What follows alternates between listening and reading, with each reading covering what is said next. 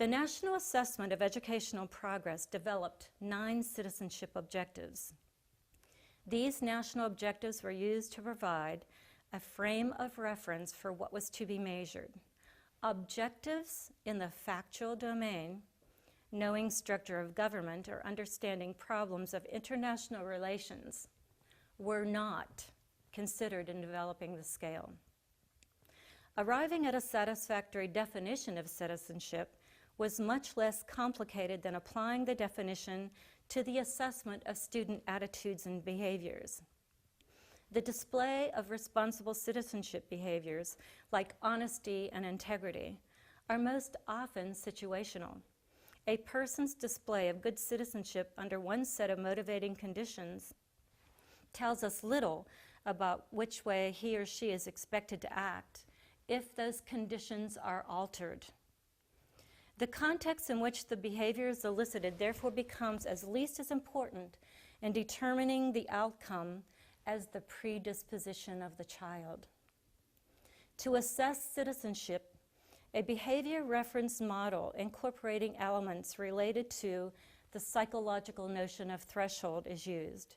In reference to citizenship, threshold refers to that set of conditions to bring about desired responses. Thus, by varying the situation and introducing conditions of reward and punishment, we are able to determine the cutoff levels at which a student will display positive behavior. In this way, it is possible to assess not only a student's predisposition to behave in a manner consistent with responsible citizenship, but also to provide some intensity of that predisposition across a wide spectrum of situations. This is B.F. Skinner to the max. So the children were given these tests in which they were given little situations, little stories. They were asked in the first person, what would they do? And then there were certain questions that they would answer that would be yes, maybe, or no. This was complete betrayal and deception. Let me remind you that positive behavior was the government desired response, not what you and I would think as a citizen. Thresholds were being tested by reward and punishment.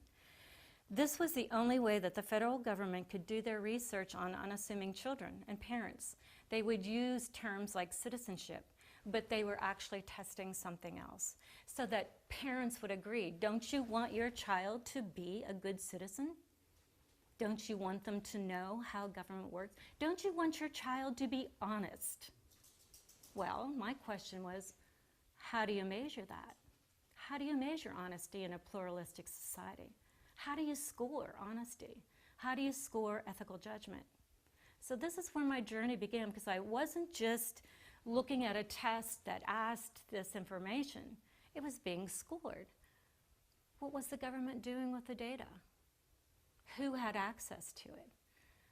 Inquiring minds want to know what the next steps were. All right, let's define predisposition. This is a noun. It's a liability or tendency to suffer from a particular condition, hold a particular attitude, or act in a particular way. A synonym is, what is your inclination? What is your tendency? What is your propensity? What is your proclivity to do something? So the test questions were hypothetical situations or social situations in which the students were asked. Each story had 3 things listed as positive or negative consequences. Again, B.F. Skinner. And of course, there were subscales of how they were scored. So this is the science of scoring attitudes and values actually toward collectivism. What was the government looking for? Let's read a test question and we'll look at the subscales. So let me explain what the subscales were. These subscales that were listed in the Pennsylvania EQA could have been taken word for word from Bloom's taxonomy. It was receiving stimuli. It was responding to stimuli. These were the subscales. Willingness to protest unfair treatment, tendency to accept new members into a group, degree of restraint from teasing. The second one, willingness to report law breaking of others, obey authorities, prevent classroom disruptions. And the third was personal responsibility and integrity, willingness to honor self-made commitments to individuals and groups, willingness to take responsibility, and willingness to report mistakes in one's favor. Okay, so now I'm going to explain to you how the government is going to collect this information. Here's the story. There is a secret club called the Midnight Artist. They go out late at night and paint funny sayings and pictures on the building. A student is asked to join the club.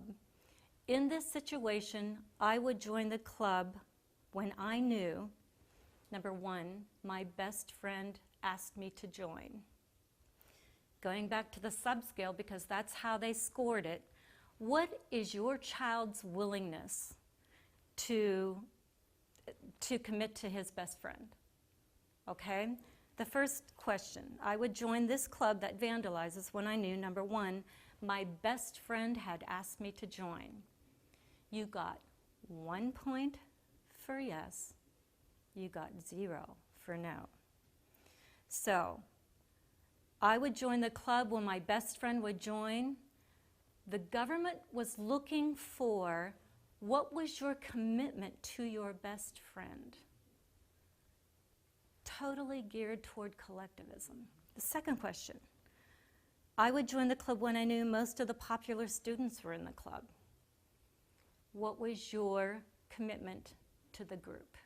You got 1 point for yes. I would join the club to vandalize, 0 for no. Now, the third one was really kind of complicated for me at first because I wasn't really thinking about that subscale. It was scored by reward and punishment. Okay, so the last question in this particular story, I would join the club to go out and vandalize when my parents would ground me if they found out I joined. The state desired response was no. You got 1 point for no, 0 for yes.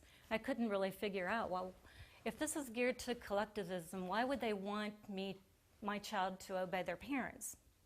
That's not what the government was looking for. The government was looking for, will the child respond to punishment from an authority figure? If punishment is incurred, will your child obey? Understand that the test is gathering information. Gathering information, it's a total psychological profile. Now remember, this is thresholds were being tested in citizenship. You also had self-esteem. Self-esteem was testing locus of control. Was the child internally influenced, externally influenced? By the time you went through 12 quality goals of education, where you had a complete psychological profile of realize not only of the child, but what the parents taught the child. So they actually had a psychological profile on the family. So this is where I began, and it's interesting to note that when you really think about the type of information that was being collected, and the next question is, well, what were they doing with this information? Where was it being collected? What on earth are they doing with psychological profiles of children and their families? It's all about data collection. First, the government would place children and parents into sociometric groupings according to background information and answers to the test. So in the beginning of the test, there were 40 or so questions on the background of the family. What was the education of the parent? Did you have a computer in the home? It just went on and on, all of this information, because these were conditions or variables that they would use to put people into subgroups, subpopulations. And then they would be able to target different populations for remediation. So this is actually called a psychographic a psychographic is a representation or a chart of the personality traits of individuals and groups. Then this could be used for marketing, where conservative people live, individualistic people, liberal-leaning, groupthink, cross-referencing all the other data, also along with census data to target the population groups located in the United States. Now, the next type of documents that I received was called Resources for Improvement. So the Pennsylvania EQA had a booklet for every quality goal of education. And each booklet had different validated research that had been developed under the criteria for each of those quality goals. But they were piloted from different states. So it was interesting because there were, under the Pennsylvania EQA, under the citizenship research packet, it would have curricula piloted from Texas, Ohio, New Jersey, New York, Florida, all validated under the Pennsylvania EQA. So the question is, how could, one of the validated projects was Institute for Political and Legal Education from Sewell, New Jersey. Curriculums for Meeting Modern Problems, the New Model Me from Lakewood, Ohio. How could a project from Lakewood, Ohio be validated under the Pennsylvania EQA unless EQA was the national validating criteria? The Pennsylvania EQA is basically the NAEP. So now, the test was also scored in two ways. There was a norm-referenced scoring, which was a summative report. So it was gathering information on to target a school. And then there was a criterion which the school districts never saw.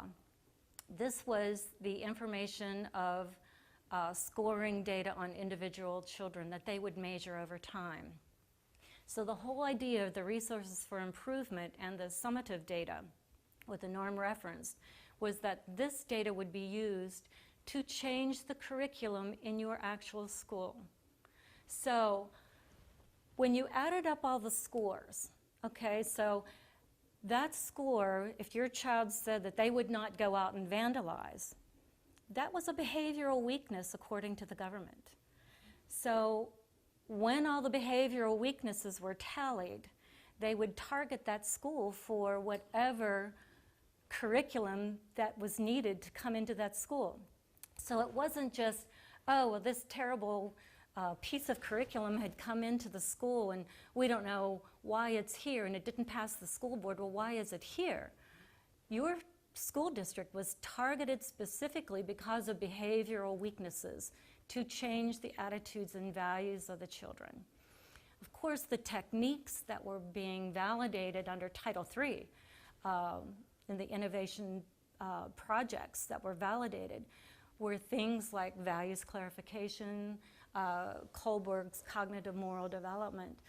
All of these programs had been validated to change the attitudes and values of our children. So these weaknesses, again, were all tallied.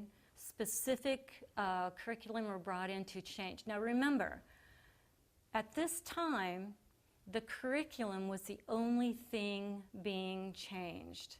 They would do different teacher preparations and different in-service training to have some of the teachers change.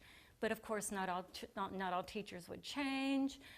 Sometimes, they would give the teachers the different curriculum and they wouldn't teach it. So there was no way to force the system into place. It was just, here we would do a model, here we would do a pilot, and it was kind of haphazard all over the country. So realize that now, with the combination of reforms, which of course in the 1990s we fought desperately with the outcome-based education, which was the same program that they're fighting now with the Common Core standards. But the agenda is a little different now.